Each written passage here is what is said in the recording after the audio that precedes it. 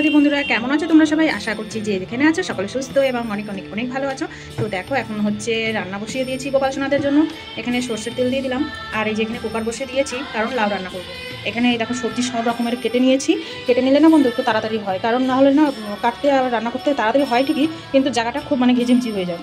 তো এখানে এই যে লাউ কেটে নিয়েছি আর এখানে পটল আর করলা ভাজা করবো।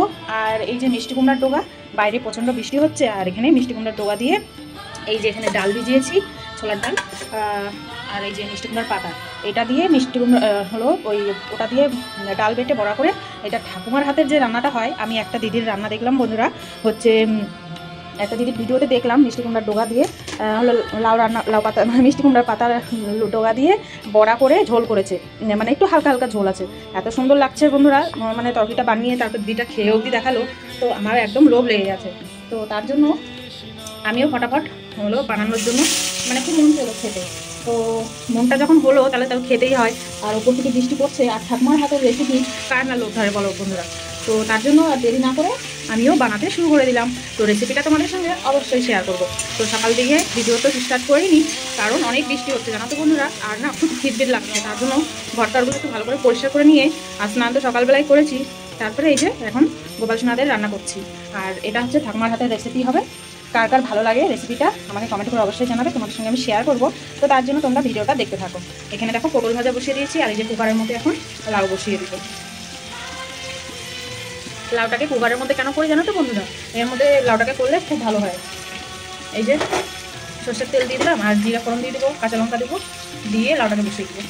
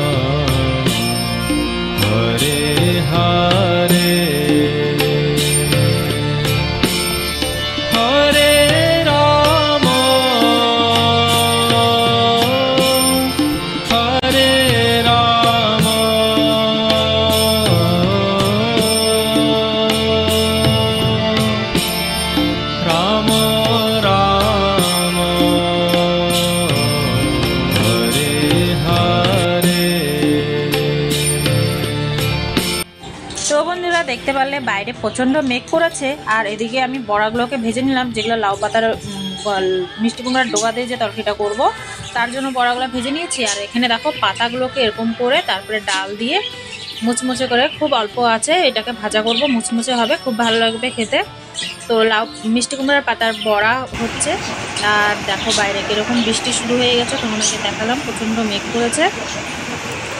সকাল থেকে তো কাজ টাজ সবই সারলাম, তারপরে সারার পর আর এক বালতি কাপড় ধোয়া আছে, কাপড় তো একদমই মেলতে পারবো না, এরকম বৃষ্টি শুরু হয়ে গেল, কতক্ষণ বৃষ্টি হবে তাও জানি না। আর এই দেখো বন্ধুরা, বৃষ্টি অনেকক্ষণ থেকে হচ্ছে, তা ভাবলাম যে অনেকক্ষণ থেকে যখন হচ্ছে তোমাদের সঙ্গে একটু শেয়ার করি আর কতটা জল জমে গেছে রাস্তার মধ্যে। তো চলো, ওদিকে আমার রান্না প্রায় হয়ে এসেছে, এই যে এখানে লাউটা হচ্ছে আর এদিকে বড়াগুলো অল্প আছে ভাজা হচ্ছে। আর লাউটা তো সিটি মেরে নামিয়ে নিয়েছিলাম, তারপরে খুলে দেখি যে একটু জল আছে, তাহলে জলটাকে এখন একটু শুকাচ্ছি। আর এদিকে বড়াগুলোকে ভাজছি, আর এদিকে মশলার কৌটায় দেখছি কালো জিরে নেই, কারণ মিষ্টি কুমড়ার ডোগার যে তরকারিটা করবো তার জন্য কিন্তু কালো জিরার প্রয়োজন। তো চলো কালো জিরাটা ঢেলে নিলাম মশলার দানিতে। আর এদিকে আমার পকোড়া সম্পূর্ণ ভাজা হয়ে গেছে, লাস্ট তিনটাই ভাজা করছি। তারপরে বন্ধুরা গোপাল সোনাদেরকে ভোগ দেব। আর আজকের সিঙ্গার অপূর্ব সিঙ্গার হয়েছে সোনা মায়ের, তোমরা দেখলে বুঝতেই পারবে। আর চলো মিষ্টি কুমড়ার ডোগার রেসিপিটা তোমাদেরকে বলি। এখানে দেখো বড়া ভাজার সেই তেলগুলো ছিল, সেই তেলের মধ্যে কালো জিরে দিয়ে দিলাম আর কাঁচা লঙ্কা ফোড়ন দিয়ে দিলাম। তারপরে এই যে মিষ্টি কুমড়া ডোগাগুলোকে ভালো করে কেটে ধুয়ে নিয়েছি, আর এখন এগুলোকে ফোড়ন দিয়ে দেবো। তারপরে এটার মধ্যে দিয়ে দেবো হলুদ আর লবণ, আগে মশলার সঙ্গে একটুখানি ভালো করে মিক্স করে নেব। মিক্স করে নেওয়ার পর হলুদ আর লবণ দিয়ে দেবো, দিয়ে মাপ মতো জল দিয়ে তারপরে ঢেকে দেবো।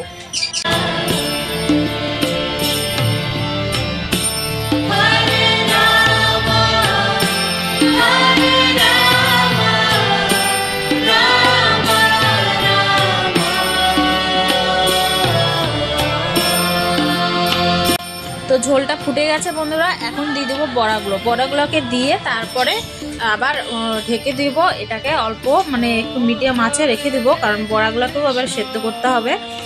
আর তারপরে লাস্টে দিয়ে দিব একটুখানি ঘি আর হচ্ছে একটু ভাজা জিরের গুঁড়ো।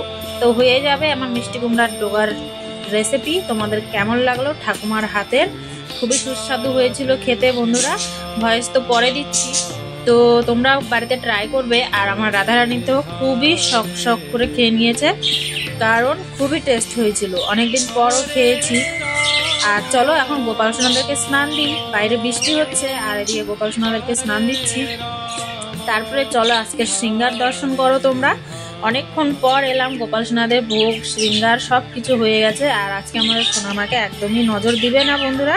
তো তোমরা দর্শন করো। আজকের ভিডিওটা এই পর্যন্ত। কেমন লাগলো কমেন্ট বক্সে জানিও। হরে কৃষ্ণ, রাধে রাধে।